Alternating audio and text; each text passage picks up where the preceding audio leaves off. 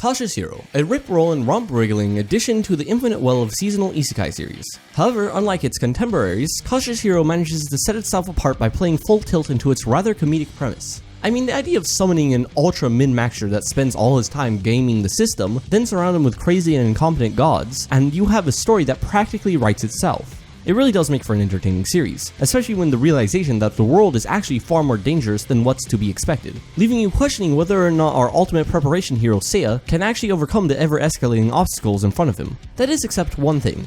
Look, I know you saw the title. You know I'm writing the script. We both know where this is going. Yeah, let's talk about Cautious Hero's overly cautious ending. Here we are. The main character is finally facing off against opponents that are even stronger than himself. We're even treated to a massive treat in the form of the twist that Seiya has already hit max level. That truly is a genius twist for a series like this. In any other RPG of this ilk, it's true that you can overlevel just one character and bro through the opposition. But as we all learned when we played Pokemon for the first time, if you don't have a well-balanced team, you're gonna be in for a bad time in the endgame. So, we're left with a solo player expected to do a 4-man dungeon run. Perfect setup. Except this is when the cracks begin to form. To say this lacks build is a bit of an understatement. Not to say it was entirely unexpected, through the whole series there clearly was something odd going on in the background in regards to the main character. However, in a 1-episode span we go from foreshadowing that something is off, to the climax of the whole series, which leads to an unsatisfying rush-through ending. Now, you might be wondering why I'm calling the fight between Seiya and Babyman the climax, instead of the actual Demon King fight. Simply put, because it is the actual climax. The Demon King is simply a sub-climax within the falling action. Now, that has its own problems, like having the villain you were building to the whole time be an afterthought, and the actual final fight come out of nowhere with little setup. That, however, isn't the end of why the ending doesn't work. Here we are, a final ideological battle between a hero fighting for the world and one who is fighting for himself. This actually works really well on a thematic layer. Both heroes were desperately striving to find more power, and both of them used perspective gods in order to obtain a power beyond what any regular hero should ever have. The difference is within the reasoning. It's fair to say they both were seeking power because they were scared of being weak. However, the difference comes in with the fact that one wanted to protect themselves, while the other wanted to protect his family, resulting in the villain getting the power to destroy others, and Seiya getting a power that destroys himself. See what I mean? This is clearly a well put together ending for the series. Let me ask you though, why does it only get half an episode to flesh out these ideas, while also trying to balance like 3 other things? It's fine. Even if it has an odd rushed climax, it can still have a good ending. Look, it's the main lead's backstory. I wonder what type of emotionally interesting way they will deliver this information in this fantasy world. They're just gonna have some old lady drop exposition for an episode, aren't they? Okay. We learned that our hero and heroine were actually lovers in a previous life. Not just that, but their personalities were essentially flipped versions of their current selves. However, after they were horrendously killed, they are irreversibly changed. But even after suffering a defeat, destiny has given them one last chance. Our main boy is about to throw that chance away. Here we have drama, stakes, and a chance for a massive emotional payoff. Too bad this is literally thrown out the window immediately for no reason. Why did you set this up if you aren't going to actually do anything with it? Here's a little writing tip. If you're going out of your way to spend a bunch of time building up to something in an arc, but you don't have any payoff to it whatsoever, don't do that. That's not a good idea.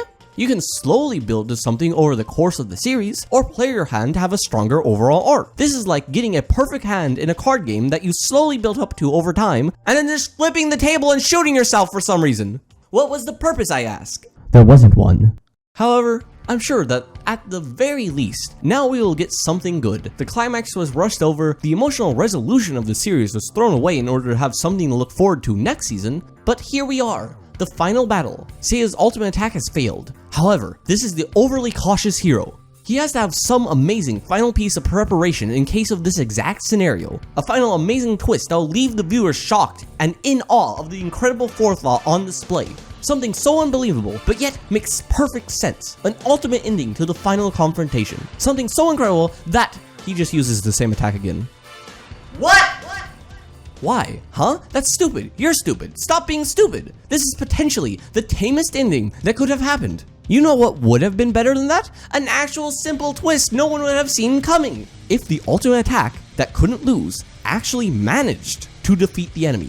I mean, that at least would have been an interesting play off of the main concept that actually the first bit of preparation was good enough. That actually would have been fairly clever, and could have even hinted at Seiya having even better preparation he didn't even get to use, which would have built to Season 2. But no, just use the same move twice and it will work this time. I guess the boss's HP wasn't low enough when he sent out the first Pokeball. Rookie mistake. Now we are simply left with an extra cautious, unambitious ending to an overall alright series. Hang on. What? What if? That was all according to Keikaku. What if, from the very beginning, the author had set out to have an incredibly cautious ending to the first part of his series? That this was just one massive metaplay by the author?